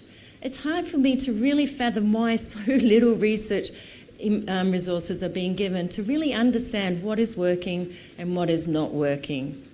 And as the well-known phrase says, we cannot fix what we don't understand. We need research to be understanding how to address this issue. So, why do we need to strengthen the evidence base? In terms of the existing evidence base in research so far, We really do understand much more in a lot of the work that has been talked about this morning, and we do have a better understanding of the drivers of violence, like the Partners for Prevention program is getting us a nuanced understanding of local drivers. And the field has produced a handful of interventions that has shown us that we can prevent violence against women in programmatic timelines. But much more research is needed. No intervention so far has reduced violence against women to zero, which is what we all want to see in the world. Few interventions have been taken to scale sustainably. How do we make sure our programs that we know work can be reaching those people in very marginalised populations or historically under-researched? Knowledge is extremely limited on the long-term effects of our programs. Do we know what works within a short-term program lasts over a length of time? We don't know. We have some promising examples which I will share with you. And we really don't know how to effectively integrate intimate partner violence or GBV prevention programs into large infrastructure development programs or sexual and reproductive health services. So you can see there are some serious gaps in our knowledge, and these gaps are most serious in low middle income countries where the burden remains the highest. We have a great need. So just to repeat, why does research matter? Without filling these evidence gaps to create contextually relevant, evidence-based solutions, or ensure that the presented solutions are effective in improving programs and services and reducing levels, we will never be able to end this problem. And most importantly, we need to make sure when we are adapting and taking programs that have been developed in one setting to another setting, we need to make sure that we're getting the results that we want and are doing no harm. I'm going to provide an example of one of these programs. A really good example of highlighting why research is important is a program called Indashikira. Indashikira is a 4-year program implemented by Care Rwanda International, Rwanda Men's Research Centre, RAMREC, and Rwanda's Women's Network, RWN, and it was implemented in rural Rwanda. Indashikira works to prevent violence against women and intimate partner violence and promote healthy relationships through a participatory couples curriculum and community activism. And it was evaluated by a large FCDO UK-funded program called the What Works to End Violence Against Women program. And this program, implemented by this consortium of non-government organisations, international NGOs, was so effective in reducing intimate partner violence. It reduced intimate partner violence amongst the people going through that program by 55%, which is a profound impact. And it had other benefits such as better relationships and reduced depression. So it was really exciting, right? The field was like, yoo-hoo, we've got something that's working, it's reducing violence, it's having other really positive effects. So another partner with other partners in Rwanda, delivered through a different agency, implemented Indashikira using a different type of mechanism. An evaluation of this new way of implementing Indashikira found the opposite effect. Intimate partner violence increased within these couples. So we really needed research, one, to stop the program before it was doing any further damage, but to really understand what was it about the program that was inciting increased violence. It was things like the duration of timing, it was the time spent engaging with communities, and it was the way in which it was implemented. So again, this highlights the real importance of understanding what is it about our programs that are making a difference, and if we're not doing it in the same way, are we doing harm? And so we need research to really help us think about that. But the good news is that we do know a lot. So what do we know about reducing gender-based violence? And I think we've spoken about this already this morning. To reduce gender-based violence programs, we have to understand and dismantle what drives this violence. Again, the What Works program that I spoke about has been critical in helping the field really understand some of the drivers of men's use of violence against their intimate partners. Violence by men against the intimate partners has found to be driven by things like poverty, and patriarchal privilege, and the normative use of violence in their relationships. Factors that also increase the likelihood of men perpetrating violence include childhood trauma, poor mental health and substance misuse, and poor communication and conflict. So we need to really understand what's happening to young men and boys and girls in early life, and we also need to be knowing what's happening to them throughout life. So we also know that disability status and context of conflict exacerbate these forms of violence. And when we create programs, we need to be building on these risk factors so that their content does target these risk factors. And these risk factors will change within the context within which we're implementing our programs. So context remains king in implementing and adapting programs. And like the support, the programs being supported through GIZ, we are learning more about those contextual factors within the region. We also know about what kind of what are the parts or the elements of programs that are effective in helping us to really ensure the successful intervention of GBV prevention. The UK program identified 10 core elements of the design and implementation programs that are essential to success. Programs need to have a strong theory of change.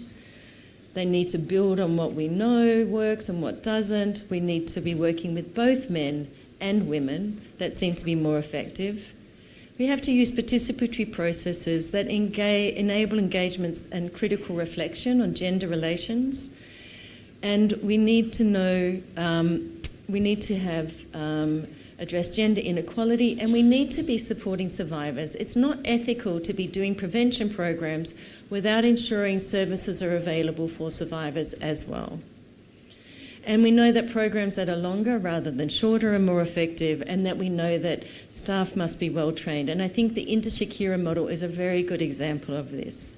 And programs must occur across multiple levels of risk factors, meaning we must do a lot, often over a very long period of time, to end this complex problem.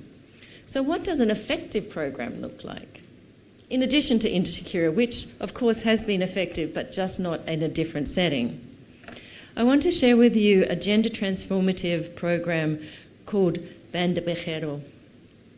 It's a program that engages men and their partners to challenge inequitable gender power dynamics. It uses parenthood as an entry point to engage men along with their partners in participatory sessions designed to promote healthier couple relations, very much like Inter-Shakira. An evaluation of Banda Berrero at 21 months found that family violence, including both intimate partner violence but also violence against children, was reduced within the couples going through this program. But this reduction, which is really powerful, was still found 6 years later. This program was lucky enough to get funding to follow up with the people that had been with the program 76 months later after it had been intervened. So compared to the people who didn't experience Banda Berrero, women intervention continued to report lower rates of physical, sexual, emotional and economic intimate partner violence. Couples also related lower rates of physical punishment of children. So it was interacting both at intimate partner violence, but also the children within these households were also experiencing less forms of violence. And compared to the couples that didn't experience the intervention, couples who did report a better mental health, increased prenatal health care, greater participation of men in caregiving, which is a really important part of bringing up healthy children, and more involvement of women in household decision making. So it seems to us that relationships and parenting programs are promising forms of GBV intervention prevention programs. Some other good news for us as a field. We have a unifying framework for the field. It's called Respect. It was developed by multiple agencies sitting in this room with us. It's a framework that contains a set of action-oriented steps that help us design, plan, implement, monitor and evaluate interventions and programs. And it's called Respect. And each letter talks to a particular strategy, which has been coming out in some of the examples that I've shared. Relationship skills, empowerment of women, services ensured, environments made safe, child and adolescent abuse prevention. We need to be starting early and transforming those patriarchal attitudes, beliefs and norms that we were all born into, that we all own. So we're all responsible for transforming ourselves and our own biases in this field. And I really encourage us all to be using this framework that does exist, and it's a very powerful framework. I want to just pull out one of these letters, Services Insured, because I want to talk a little bit more about how important services are and the importance of sexual and reproductive health services for violence against women response and prevention. We know the healthcare system has a key role in preventing violence against women because most women at any point in their time will attend a sexual and reproductive health service. The main role of the healthcare system is to contribute towards secondary and tertiary prevention through early detection and reducing its impact and hopefully preventing ill health and the recurrence of the problem. And providers at healthcare services are uniquely placed to identify victims and survivors and refer them to existing services. But they also contribute to primary prevention by identifying children at risk and also referring them to services to help us really help intervene very early and stop that cycle of violence.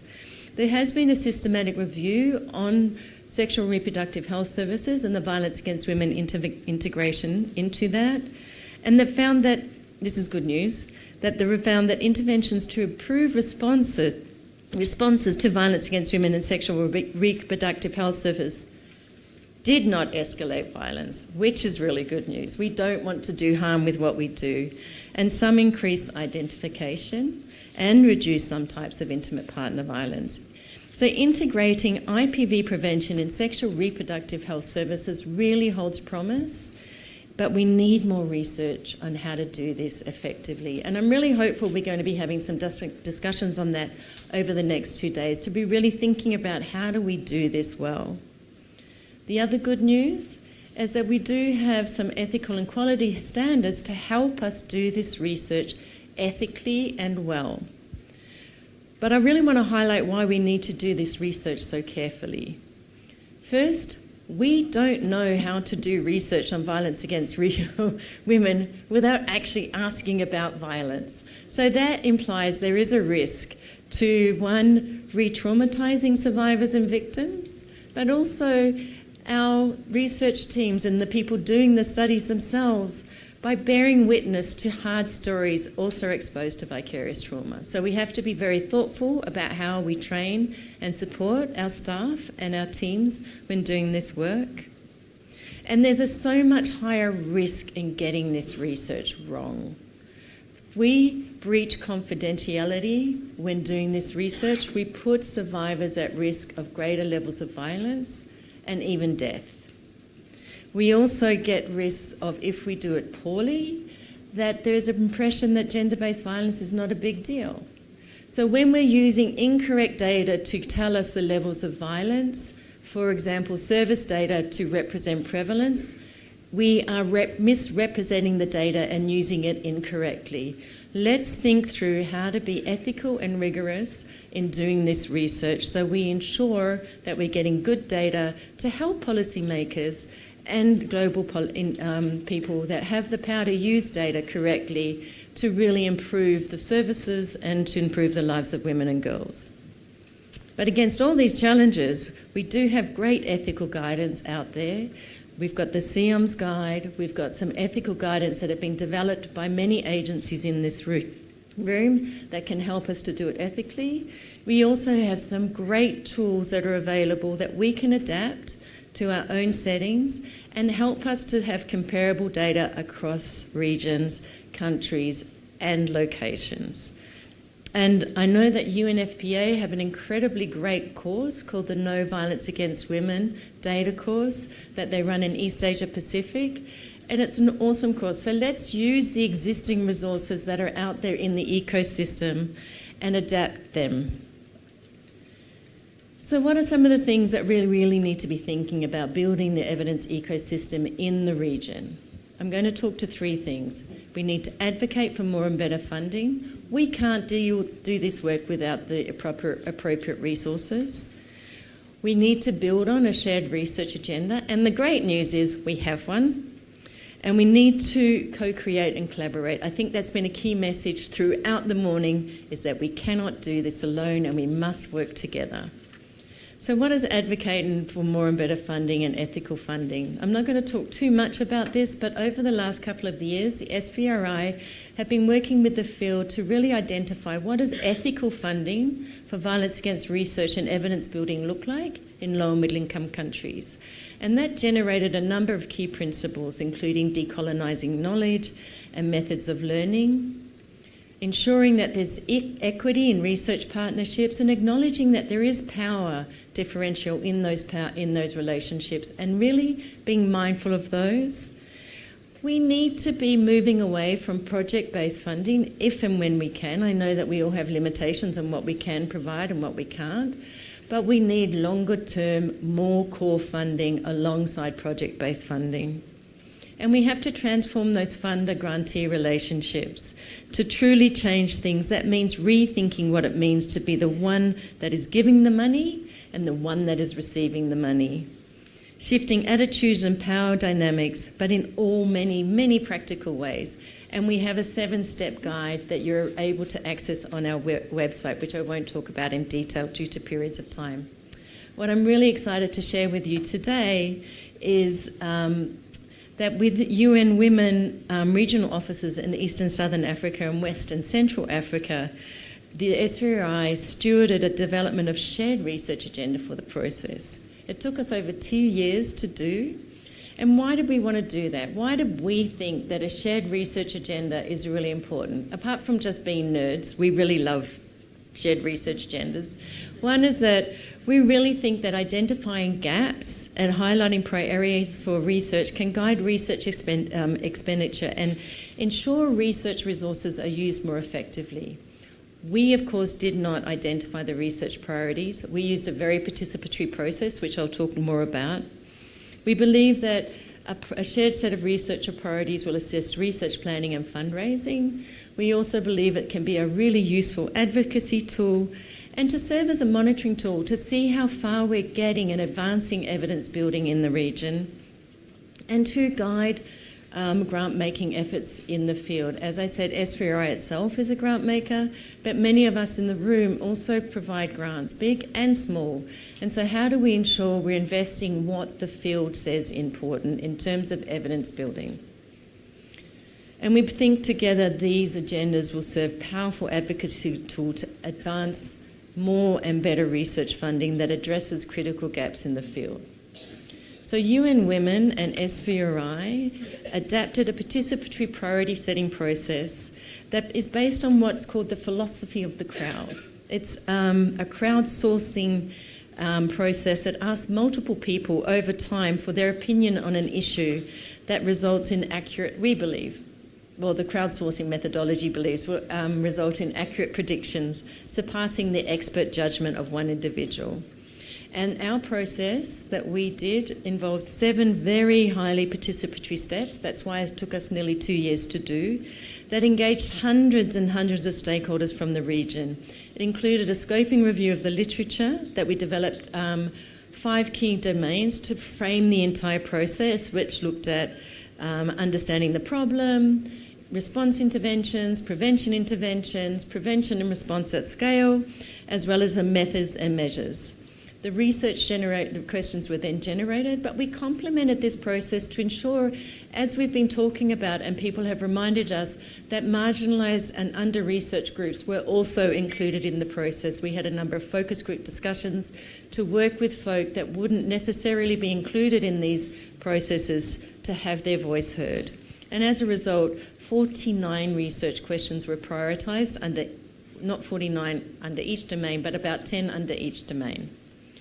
And what did we find? We found under understanding the size of the problem, the research agenda for Africa said what are the types and prevalences of GBV specifically affected women and girls with disabilities and women and girls living with HIV/AIDS. So again, Africa Research Agenda, many to the other different agendas that we've been developing, really wanting to reach marginalised groups.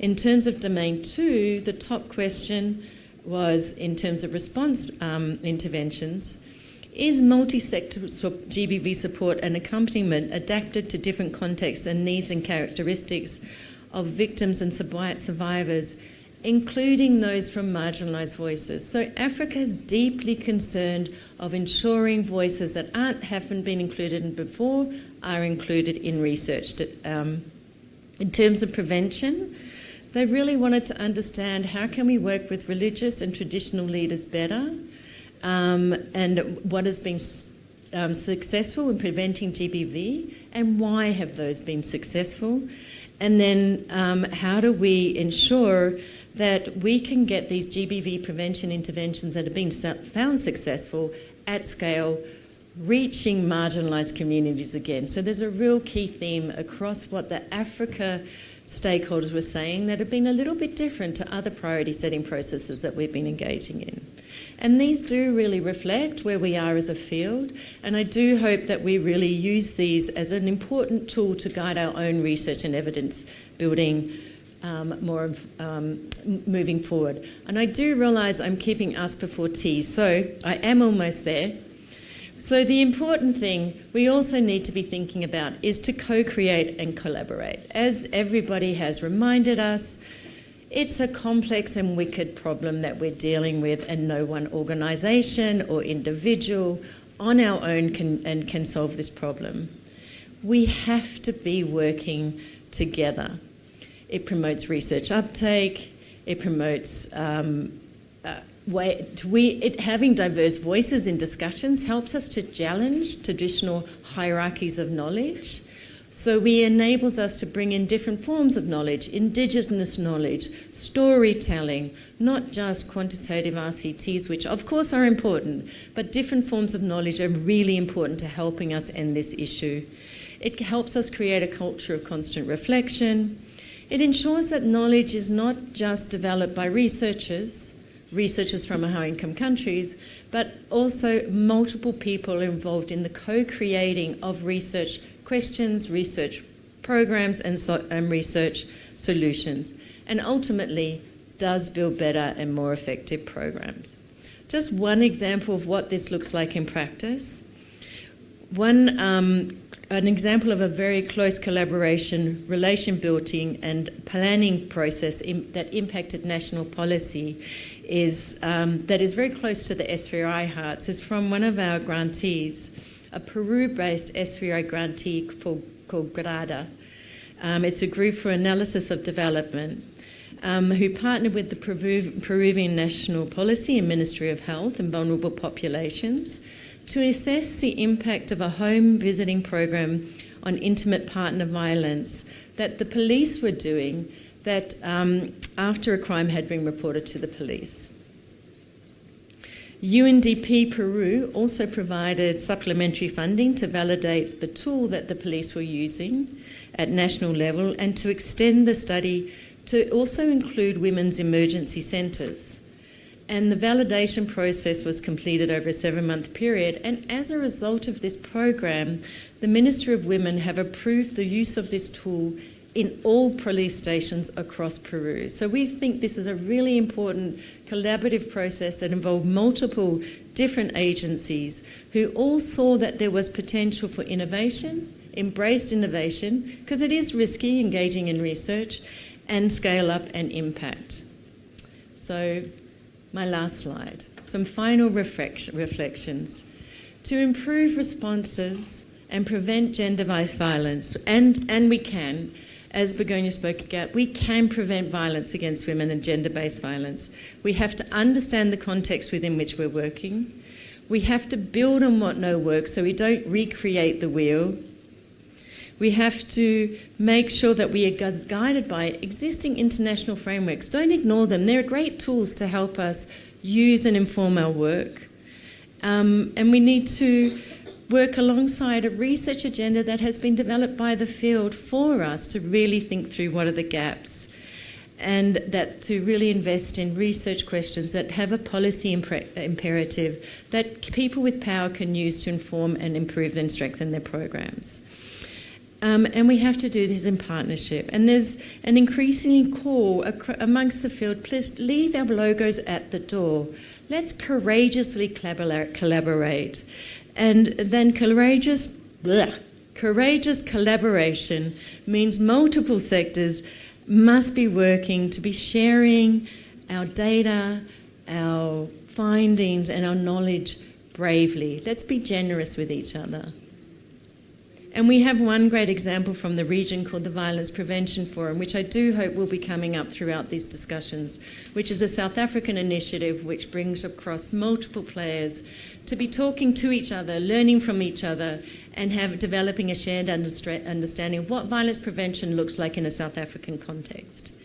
We have to acknowledge and continually address those deep structural inequities in research that exist in low and middle income countries, and actively, mindfully support researchers in low and middle income countries in the same way that researchers in high income countries are supported. We need more longer-term flexible funding and ensure that local voices are included in the agenda setting and conducting of the research. That fun stuff that we all love, the theorizing, the finding solutions, the innovation, we must be involved intricately in those processes. And we have to work out how to effectively integrate GBV prevention and response into sexual and reproductive health programs and large infrastructural development programs, because we really need to be doing this work at scale. And there is a really great new project called What Works 2, building on the What Works 1 program that I spoke about, which I am sure will be part of the conversations that are really grappling with this very issue to provide us as a field of what works at scale. Finally, let's not forget to celebrate our progress. We have achieved a lot, and remind ourselves that we have to take care of ourselves, both individually and collectively, to continue to do the incredible work that you are all doing in this room. And then finally, a word of thanks. We have multiple funders, but we do have 4 really wonderful funding allies that have given us funding to support our strategic plan. And I want to give them credit because it's a brave investment to be supporting strategic plans. So thank you, Sweden. Thank you, Oak Foundation, Wellspring, and the Ford Foundation for supporting the SVRI in terms of core funding. And a call to all other funders to think through different ways of funding this really incredibly important work as we try to end gender-based violence in the region. Thank you.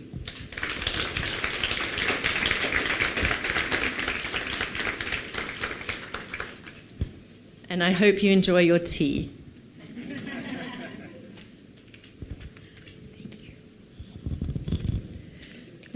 Thank you very much, Liz. I think that presentation, it's one of those that make you rethink of what you've been doing. Am I really going there? She said something very simple at the beginning. What is it that we are addressing that we don't know? What is it that we are fixing that we don't know? And I think most of us here, including myself, we always think we know. And I think there was also a statement from the ambassador from Sweden who also says, let's not be too far and speak on solutions while people are experiencing and we are not bringing them closer to the table. So I think we really need to have these conversations and see how we work together. So we are supposed to go for tea, but if you allow me, we can just give 5 minutes for any immediate interjections if you prefer. And otherwise, there will be an opportunity for us to engage with leads in the next panel discussion. But I just didn't want to close anyone out in case there is any immediate comment, question to engage with the past 2 presentations. You've been sitting for too long, I know, and you've been really a good audience. I tried to look around in the morning to see those who are writing on their books with their nose, but there was no one. Everyone was alert. You know what I mean when I'm saying writing in your notepad with your nose, where you do like this one. But there was no one. Everyone was lulled. So well done. A colleague there, can we pass the mic? I have one here. Good morning, Richard Delate from Census for a very insightful presentation. I think one of the things that I'm missing in this discussion is what about gender-based violence in same-sex relationships? It seems like it's a theme that we don't really touch on when we talk about gender-based violence. So just something to reflect on. There is some data from UCT, and I'm happy to share that with you. Perfect. Great. Thank you very much. Gender-based violence in same-sex relationships. That is something that we need to bring to the table. Any other comment?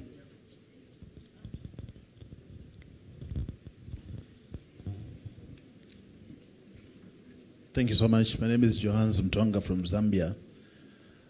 That was a good presentation in terms of the data. My question or area of interest is to look at violence against children. Speaking about my country, most of the data that we collect starts from the ages of 15 coming up. So if you're dealing with sexual violence, I think the children are mostly a forgotten target in terms of having interventions and also knowing that they are not able to speak out. They can't even know where to access services. So maybe from this conference and maybe the information we can gather from SVRI, how best can we collect data for children? Thank you. Great. Liz, can I ask you to humbly come to the front? Let's take the... Yes. Thank you so much. My name is Dr. Ntombi Mchuchuti. I'm from Zimbabwe, Namibia. For me, I think it's apparently just a comment. I'm realizing that when we're talking about gender-based violence, more programs are focusing on women, which the assumption is they are the victims. But I'm trying to see how then the programs can shift the task to addressing the perpetrators, because sometimes we continuously mop the floor rather than closing the tape. I'm saying that we really need to address the perpetrators of gender-based violence. They need to be the ones at the fore, because we can only address it if we stop the perpetrators rather than supporting the victims, because the victims are at the end of the food chain. So I'm trying to see how programs or how data on perpetrators can be found and what are we utilizing it for. Are we utilizing it at the prison or in courts or in communities? So the preventive measures should really target the perpetrators rather than the victims. Thank you. Thank you. Thank you so much. Was that the last one? Okay. Okay, yes. Yes, Liz? Yeah, well, let's take the last one. You're good? Okay. Thank you very much. My name is Rumbi Elizabeth Chidori from Sonke Gender Justice, and mine is more of a comment really to say that it's very interesting that the data that you presented and the evidence is showing that engagement with men and boys is actually showing is actually making a change in terms of reducing gender-based violence. So I think also to just comment on what the previous the lady just said, that in terms of working with perpetrators, I think also what she said in terms of early intervention programs and really targeting and ensuring that positive parenting and all those kinds of initiatives, those can actually help to reduce gender-based violence. It's really important to try and get to the root causes of gender-based violence, because I think that is the only way in which we can reduce gender-based violence and make sure that we use gender transformative approaches in addressing and preventing gender-based violence. Thank you. Thank you very much. Yes. Thank you so much for the feedback and the great comments, and I think you've answered a lot of the questions already, so thank you for that. With regards to the LGBTQI+ populations, it's an incredibly important area, and in the agenda setting process, those marginalised or under-researched or populations that aren't often engaged in these discussions have been identified as real important priorities for the region, so thank you for raising that up. And in terms of the SFRA Forum, I hope you'll feel happy to hear that we have a lot of abstracts coming on research on that, and it'd be great to hear what UCT's been doing, so thank you for sharing that with us. With regards to the violence against children question and the data that we have available, there's it's an initiative called the Together for Girls that have been doing the violence against children surveys across globally, and there's some really excellent understandings coming out of those national surveys around the levels of violence that children are experiencing. And there's lucky to have, we have Chichi Undi from the Population Council, who's running a project called the Baobab program, which is one of the first surveys on violence against children in refugee settings. One, it's showing us that we can do really excellent, rigorous research in settings that are highly vulnerable and ethically. We can do it ethically and we can do it well. And the findings are just coming out now, and there's a lot of work still to be done, but we're going to have a better understanding of what's happening to children in these refugee settings. And also what we're learning, and I think everybody that works in humanitarian settings knows this, that these aren't transient populations anymore, that people are living in these settings for a very long time. So we do need to be doing good research in these settings. The other work, we're working with Together for Girls and another agency called the We All Protect Alliance on a Safe Futures Hub, which is trying to bring practitioner voices into the discussion around developing a Safe Futures Hub for children and preventing child sexual violence. How do we bring practitioner voices, other forms of knowledge building into the discussion to find solutions to end violence against children, but specifically child sexual violence? And I'd be happy to talk more about that with you. And in terms of the perpetration, absolutely, great comment. We have asked the field recently, what are the key issues you want to be hearing at SFRA Forum? And one of the key issues is men who use violence or men who are perpetrators of violence. And how do we bring them, what are we doing? How do we help end men, how do we support, without colluding, of course, how do we ensure that we have services and support for men who use violence, who actively want to change? And we're also finding that young men and boys are phoning helplines, asking and needing help because of the very early exposure to pornography and other things online, and having thoughts that they don't want, but they don't know where to talk to them about. And what are we doing to help young boys and men to be really dealing with these issues early on so we can intervene early? So there's a real need, and there's some great work being done internationally, and I do hope that these conversations through the abstracts that we received will be reflected in the forum program. And I agree that we need to do a lot through early interventions and parenting programs. We need to do a lot often, and we need to be doing it over a long period of time. And we need to be using the data and evidence available to us to inform what we do. I think I've answered the questions. Thank you. Have I answered the question? Yes. Thank you very much. At this point, may we take a break? I know I'm also celebrating. I need that cup. Maybe, Annette, it's what time? Can we take a 30 minutes break? Is it long? Okay, 20 minutes. 20 minutes? They said 30 is long, so it's just around the corner, and then we come and continue the conversation. Thank you very much. Yeah, me, I said 20 minutes. Until when? We are back here at 12. Thank you.